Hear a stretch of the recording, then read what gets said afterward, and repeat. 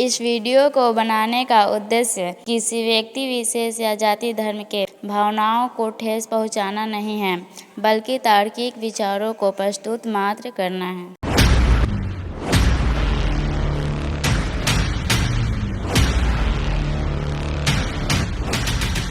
दोस्तों, तुलसीदास द्वारा लिखित रामचरितमानस अब ट्रेंडिंग में है। इसका मूल कारण तुलसीदास की ब्राह्मणवादी अर्थात कुंठित मानसिकता है। तुलसीदास का रामचरितमानस पहले भी विवादित था, लेकिन अब सर्व समाज भी तुलसीदास के ब्राह्मणवादी अर्थात कुंठित मानसिकता पर प्रहार कर रहा है। इसलिए तुलसीदास द्वारा लिखित रामचरितमानस आज विवाद का विषय बना है। चलिए अब समझते हैं कि वह विवाद क्या है। दोस्तों, तुलसीदास द्वारा रचित रामचरितमानस के दोहा नंबर 58 में तुलसीदास ने लिखा है, काटे ही पै कदरी फरई कोटि जतन कऊ सींच, विनय न मान खगे सुनु डांटे ही पै नौ नीच। अर्थात चाहे कोई करोड़ों उपाय करके सिंचाई करे, लेकिन केला तो काटने पर ही फरता है। ठीक वैसे ही नीच विनय से नहीं मानता, उसे डांटने पर ही वह सही रास्ते पर आता है। दोस्तों, यह प्रसंग तब का है जब राम के अनुनय विनय करने के बाद भी समुद्र बात नहीं मानता है। तब काकभूषुंडी जी उपमा देकर समझाते हैं कि जिस तरह केला को काटने पर ही वह फलता है, ठीक उसी प्रकार नीच विनय से नहीं डांट से मानता है। ऐसा तुलसीदास ने लिखा है। दोहा नंबर 57 में तुलसीदास लिखते हैं कि विनय न मानत जल अधिजर, गए 3 दिन बीती, बोले राम सकोप तब, भय बिनु होई न प्रीति। समुद्र से विनती करते हुए 3 दिन बीत गए थे, फिर भी समुद्र राम जी को नज़रअंदाज करता है। तब राम जी क्रोधित होकर कहते हैं कि बिना भय दिखाए लोग इज्जत प्रेम नहीं करते हैं, इसीलिए वे अग्निबाण से समुद्र के छाती में आग लगा देते हैं। तब समुद्र श्री राम से माफ़ी मांगता है और कहता है, प्रभु भल कीन मोही सिख दीन ही, मर जादा पुनहि तुम्हारी किन्ही। अर्थात प्रभु ने अच्छा किया कि मुझे सबक सिखाया, अर्थात दंड दिया, किंतु जीवों का स्वभाव भी प्रभु की बनाई हुई है। इसके तुरंत बाद तुलसीदास ने समुद्र से कहवाया है, ढोल गंवार शूद्र पशु नारी, सकल तारन के अधिकारी। अर्थात ढोल गंवार शूद्र पशु और नारी ये सभी मारने पीटने के लायक हैं। ढोल गंवार शूद्र पशु और नारी ये सभी उसी तरह दंडित किया जाना चाहिए जिस तरह राम ने समुद्र को दंड दिया है। मान लिया जाए कि यह समुद्र के द्वारा कहा गया है, तो समुद्र अपने बारे में न कहकर ढोल गंवार शूद्र पशु और नारी की बात यहाँ क्यों कर रहा है, जबकि समुद्र ने यहाँ खुद को जड़ कहा है। स्पष्ट है यह तुलसीदास के मन की उपज है। वैसे कौन विश्वास करेगा कि समुद्र बोलता भी है?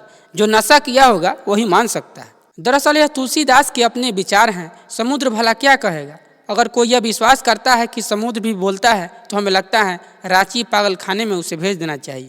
तुलसीदास ने समुद्र का चरित्र देकर खुद का विचार लिखा है, क्योंकि यह कथन वाल्मीकि रामायण में भी वर्णित नहीं है। तुलसीदास ने खुद के विचारों को निर्जीव समुद्र से कहलवाया है।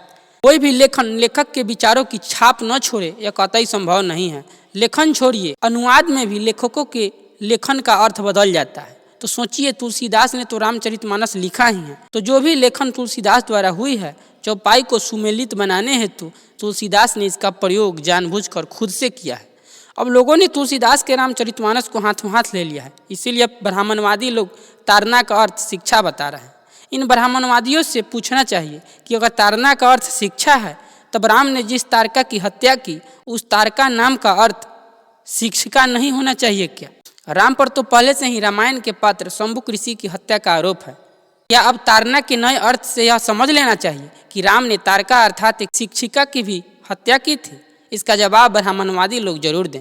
इन ब्राह्मणवादियों से पूछना चाहिए कि अगर ताड़ना का अर्थ शिक्षा देना है, तब प्रताड़ना का अर्थ क्या होता है? क्या कोई ब्राह्मणवादी इसका जवाब दे पाएगा? दोस्तों, तारण का अर्थ मारना नहीं होता है। यह नया झूठ ब्राह्मणों ने फैलाया है, जो अब कुप्रचारित हो रहा है। दरअसल तारने का अर्थ बेड़ा पार लगाना भी होता है। जैसे बिहार में आज भी लोग कहते हैं कि फलाना का बेटा मुंह में आग दिया है, वह तर गया। बिहार में तारने का अर्थ गाली देना भी होता है, जिसमें मतारी बहन को तारा जाता है गाली देकर। लेकिन यहाँ जब तुलसीदास का रामचरितमानस केला को काटने और नीच को डांटने की बात करता है, तब बिल्कुल स्पष्ट है कि तारने का अर्थ मारने पीटने के ही सेंस में किया गया है। इसे और स्पष्टता से समझना है तो बुद्धिज्म में भी घुसना पड़ेगा। बौद्धों में परित्राण पाठ प्रचलित है। परित्राण का अर्थ है परि अर्थात दूर करना या बाहर होना। त्राण मतलब दुख, मतलब दुख को दूर करना परित्राण कहलाता है। यहाँ त्राण का अर्थ दुख है अगर इस अर्थ को आधार माने तब भी ढोल गंवार शूद्र पशु और नारी दुख और यातना के अधिकारी माने जाएंगे। तारण के असली अर्थ को समझने के लिए रामचरितमानस के एक और दोहा पर आपको ध्यान देना पड़ेगा। सापत तारत पुरुष का हंता विप्र पूज अस गावहि संता, अर्थात श्राप देता हुआ मारता पीटता हुआ ब्राह्मण पूज है, ऐसा संत कहते हैं। बताइए इसमें कन्फ्यूजन कहाँ है कि तारण का अर्थ निगेटिव सेंस में अर्थात मारना पीटना नहीं है। अगर आप बिहार के लोकल लोगों की भाषा में इसका अनुवाद करना चाहें तो इसका अनुवाद होगा श्राप देता हुआ गाली देता हुआ ब्राह्मण पूज है, ऐसा संत कहते हैं। इतना स्पष्ट अर्थ होने के बाद भी ये लोग झूठ बोलते हैं कि तारण का अर्थ दंड देना या मारना पीटना नहीं होता है। इन लोगों की चुटी अब खतरे में पड़ गई है। सब लोग अब इन पर प्रश्न खड़ा कर रहे हैं, ब्राह्मणों के मूर्खई व्यवस्था से बाहर निकल रहे हैं। अतः जो लोग तुलसीदास को बचाने की कोशिश करते हैं वे कहीं न कहीं ब्राह्मणवाद के कट्टर समर्थक होते हैं। तुलसीदास घोर जातिवादी ब्राह्मण था, इसमें कोई शक नहीं है। इसी चौपाई में तुलसीदास ने लिखा है, पूजिए विप्रशील गुणहीना शूद्र न गुणगण ज्ञान परवीना, अर्थात ब्राह्मण जैसा भी हो, चाहे वो दुराचारी बलात्कारी अर्थात शील गुण से हीन क्यों न हो, फिर भी वो ब्राह्मण पूज्य है। जबकि शूद्र कितना भी ज्ञानी गुणवान और शीलवान क्यों न हो, वह शूद्र पूज्य नहीं है। उसने यह संत शिरोमणि संत रविदास जी के विरोध में कहा था। इससे स्पष्ट होता है कि तुलसीदास एक घोर जातिवादी व्यक्ति था। लेकिन ब्राह्मणों के एंटीना को बचाने वाले कुछ लोग दावा करते हैं कि कोई भी व्यक्ति ब्राह्मण क्षत्रिय वैश्य और शूद्र कर्मों के आधार पर होता है। ऐसा कहने वाले फर्जी सनातन धर्मी लोगों के मुंह पर तुलसीदास ने तमाचा मारा है और बताया है कि कर्मों से कोई ब्राह्मण या क्षत्रिय नहीं बन सकता है, बल्कि ब्राह्मण या क्षत्रिय बनने के लिए ब्राह्मणों या क्षत्रियों के कुल में पैदा होना पड़ता है।